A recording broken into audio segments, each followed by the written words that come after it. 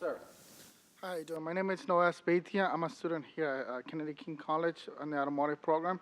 And my question has to do with the creation of new green jobs in the automotive industry. My question is, since we're going to be building more hybrid vehicles down the road to be greener, how is the government going to get involved to assure that the people who are going to be building these cars are going to be human workforce versus robotic technology? A lot of industries are moving into robotic technology.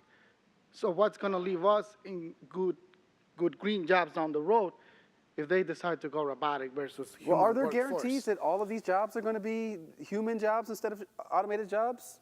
No, I think probably not for automotive. yeah, I think technology is going to take its course regardless, but certain things. But somebody has to build that machine. That machine. So I think when we're talking hybrids, the more hybrids you produce, the more new manufacturers' jobs you produce, more high voltage battery packs you must produce, more technicians you must produce. So we're replacing old technology with new technology, old jobs with new jobs. And as far as robotic, It's not about being angry at the Right, robotics. so- It's about learning robotics. Right, thank it, you. It has to be. The future is inevitable because we're not alone, right? Other countries are going to automate.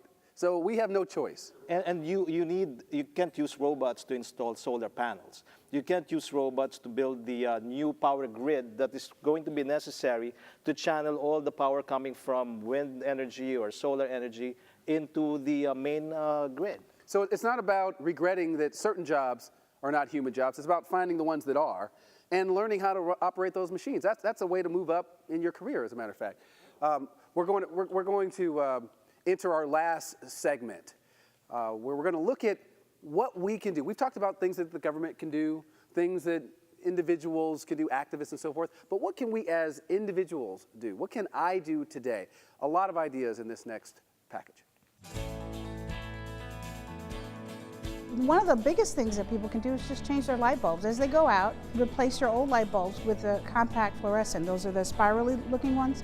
They last 10 times longer. They cost a little bit more, but you're saving energy over time, so you'll see a decrease in your light bill. And they're actually very bright once they warm up, because it takes a minute for them to warm up. That's a very simple thing to do. Another very easy thing to do is to take your lunch. Instead of buying lunch and creating all this extra waste and maybe not necessarily eating the healthiest things, taking your lunch is actually helping because you're not putting more waste into the garbage bins. And then also taking your bottled water. So rather than buying bottled water, buying a really cool bottle and then refilling that is a very easy green thing to do. Another thing in terms of water is just turning off your water while you're brushing your teeth. I think it's a habit that we all get into, just listening to the water running. But that's a lot of waste of water. And actually takes energy to run the water pumps.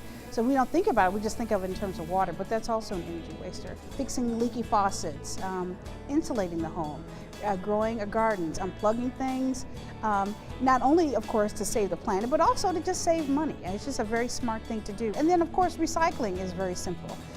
There are recycling centers all around the Chicago area where you can take your recyclables and take advantage of those opportunities. All of those things add up, and if everyone did those things, I think we would all see major changes in the next 5 to 10 years. So a lot of ideas there, a lot of things that we can do. I wrote a book called Easy Green, which is 30 chapters of individual things that we can do to have a more sustainable lifestyle. So that leads us to this question, which is, what does that mean? What is sustainability? Sustainability, by definition, there are various ways we can define it, but biologists, they use a different definition, social scientists, Well, they give use us a one different working definition. But the main idea behind sustainability is that we use our resources in such a way that we have, we can replace it. We do not exhaust our resources. It's a habit of human yes. behavior Yes, sir. that can continue. Continue, yes. As opposed to the rate we're using up oil, that can't continue. It's eventually going to run out. Yes, but and other things. Van Jones clearly states in his first, prologue. He writes about all these. The gas is being it's an inexhaustible resource. We have even our nuclear powerhouse. We have to go look for uranium. It's not something that is infinite. Even the sun energy is not infinite, as per what our friend Jared Diamond states.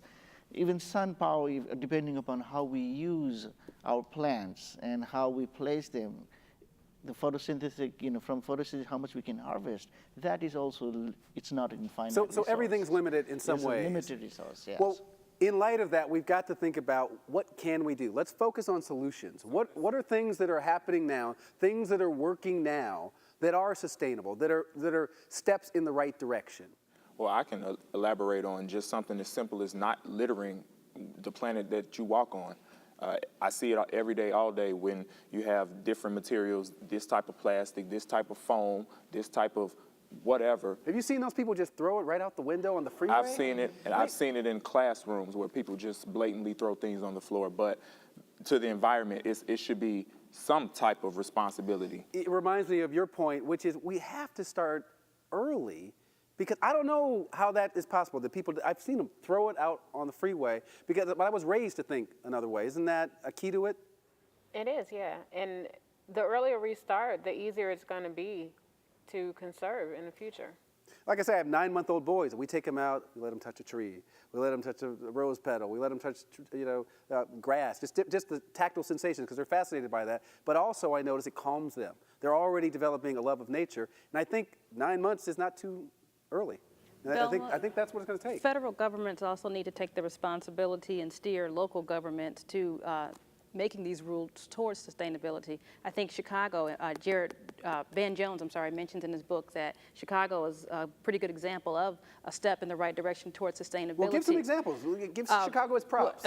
Well, Mayor Daley has, he's one of the more ecological friendly mayors in that we were talking about incarcerated individuals when they get out. He has programs for them to learn these new jobs. And so, for example, they learn skills to put solar panels on homes. They learn these skills with photovoltaic cells, which is another way of using solar panel to make energy more efficient. And so Chicago, believe it or not, is actually one example of a step in the right direction towards sustaining the environment. What else is going on in Chicago? What other programs, other examples? Well, this isn't a program, it's just an old thing, right? We have a great public transportation system here.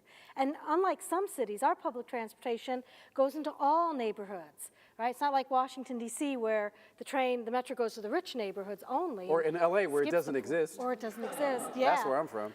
But our system it's crumbling. Our infrastructure is old. The train system is old. We can put money into training people to make our trains more efficient, more environmentally sound, and then we've got jobs and public transportation. Every time we talk about trains in LA, it's a short conversation because it's trillions of dollars of investment. But Chicago is almost there. You're saying just fix the system that exists. And let's make it so that it's so attractive that, there's a train station right outside of Kennedy King College, right? Let's make it so attractive that we leave our cars at home and we take those trains. I have enjoyed the Chicago public transportation system. I wish we had something like this in LA. Other things going on in Chicago that are working. There are a couple more examples in the Chicago area. One is Abbott Labs. The city actually connected Abbott Labs with a smaller business which uses the extra plastic that Abbott Labs cuts from its IV bags. Normally they would just dump it in a landfill, and it will cost them to do that. What the city did was to connect them with a recycling company which converts these plastic into those plastic curb bumps that your car bumps into when you park. Like the grocery store. Yes, the city actually committed to buying hundreds of those and connecting them with another company that committed to buying some of those. So the resources that would have gone into those little curb stoppers or whatever you call those things, those resources aren't pulled from the earth, and the garbage doesn't end up in the landfill, and somebody gets a job, and the city is doing its part. That's a perfect storm. That's what we need more of.